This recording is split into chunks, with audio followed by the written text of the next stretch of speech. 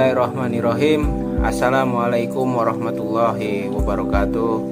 Alhamdulillah, puji dan syukur kita panjatkan kehadirat Allah Subhanahu wa taala pada pertemuan secara virtual ini melalui akun YouTube ini.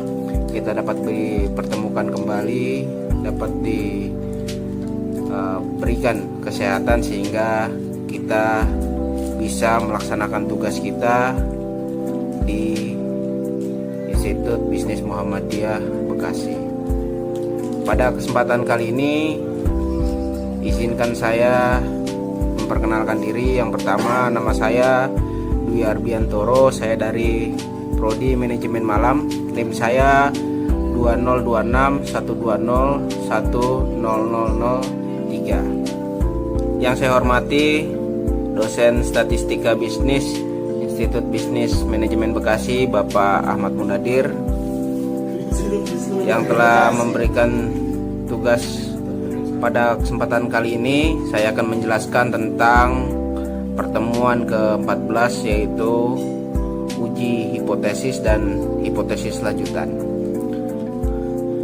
Sudah kita ketahui secara bersama-sama dalam materi yang disampaikan bahwa uji hipotesis adalah metode pengambilan keputusan atau cara-cara untuk mengambil keputusan baik dari analisis data maupun percobaan yang terkontrol dan observasi atau tidak terkontrol.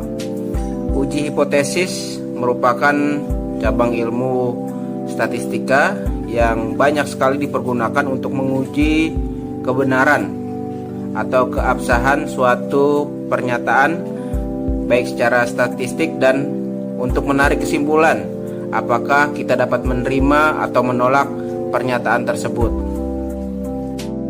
Hipotesis ini sangat bermanfaat buat kita. Fungsi hipotesis yang pertama adalah memberikan batasan atau memperkecil jangkauan penelitian yang akan kita teliti atau kerja dari penelitian tersebut.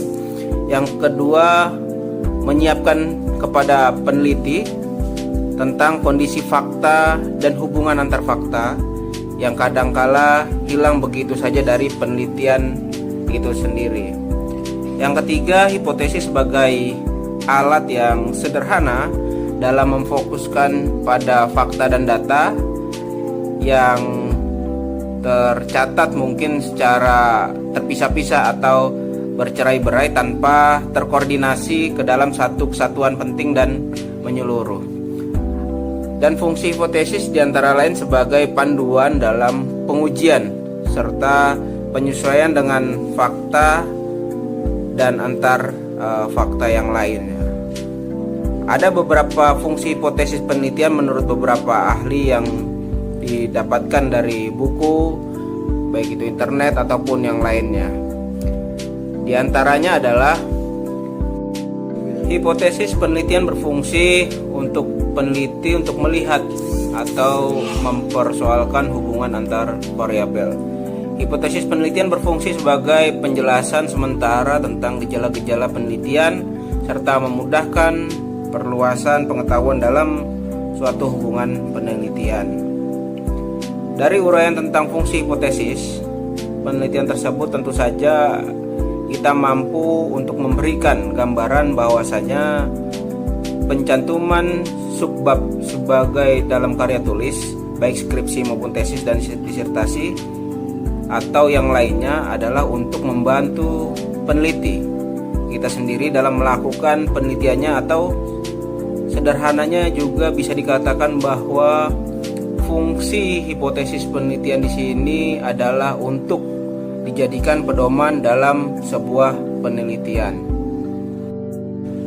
Ada beberapa kriteria hipotesis yang baik. Menurut catatan saya ada 5 kriteria hipotesis yang baik. Yang pertama, hipotesis yang baik itu merupakan hubungan dua antara variabel atau lebih.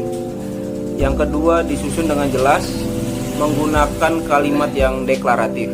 Yang ketiga, menyatakan sesuatu yang mungkin saja terjadi dan ini merupakan sebuah prediksi yang akan terjadi di kemudian dari penelitian tersebut.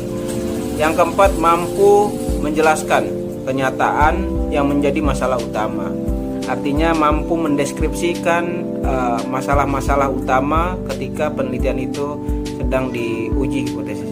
Dan yang kelima, harus dapat diuji dengan data dan fakta yang ada.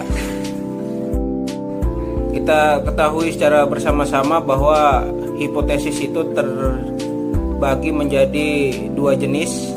Yang pertama adalah hipotesis kerja atau hipotesis alternatif. Yang kedua adalah hipotesis nol atau null hipotesis. Baik, kita lanjut ke pengujian hipotesis. Uji hipotesis adalah prosedur-prosedur yang kemungkinan untuk menentukan apakah simpel yang diamati atau yang diteliti berbeda atau berpengaruh secara signifikan sehingga dapat diputuskan apakah suatu hipotesis akan dapat diterima atau ditolak. Uji hipotesis, apakah hipotesis itu akan kita ajukan untuk diterima atau ditolak, ini terkait dengan pengaruh terhadap atau dugaan peneliti atau tidak berpengaruh terhadap apa yang ditelitinya. Tahapan atau langkah-langkah yang dilakukan dalam uji hipotesis adalah yang pertama menyatakan hipotesis nol dan hipotesis alternatif. Yang kedua mengumpulkan data sebagai dasar uji hipotesis. Yang ketiga menentukan signifikan level atau alfa. Yang keempat menentukan kriteria penguji dan daerah penolakannya. Yang kelima memilih uji statistik yang sesuai apa yang diteliti. Dan yang terakhir yang paling penting adalah menarik kesimpulan apa yang diteliti, apa yang diuji hipotesisnya. Uji asumsi klasik. Uji asumsi klasik adalah syarat yang harus dilakukan pada penelitian kuantitatif sebelum dilakukan uji hipotesis, agar pada data penelitian yang akan diuji dapat diketahui apakah layak atau tidak.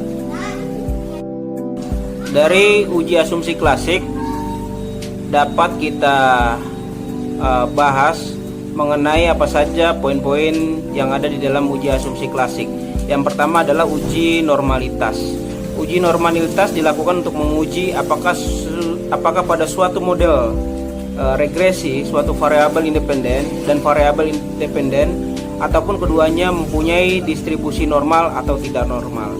Yang kedua adalah uji multikolineralitas, adalah bertujuan untuk mengetahui apakah model regresi ditemukan adanya korelasi antara variabel independen atau variabel bebas.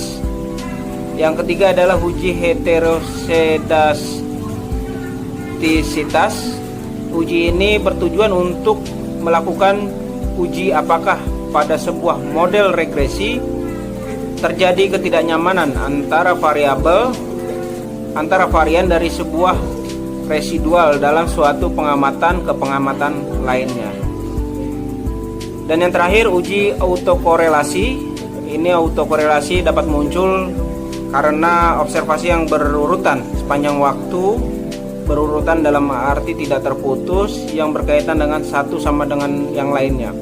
Permasalahan ini muncul karena residual tidak bebas pada suatu observasi ke observasi lainnya.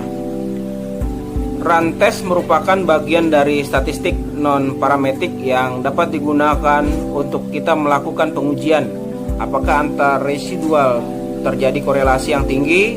Apabila antar residual tidak terdapat hubungan korelasi, dapat dikatakan bahwa residual adalah random atau acak dengan hipotesis sebagai dasar pengambilan keputusan adalah dasarnya.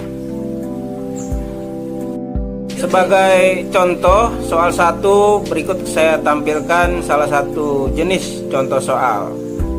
Terima kasih, mungkin itu terkait dengan pemaparan uji hipotesis pada pertemuan kali ini.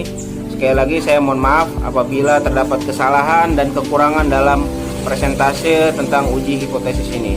Terima kasih. Billahi taufiq wal hidayah. Wassalamualaikum warahmatullahi wabarakatuh.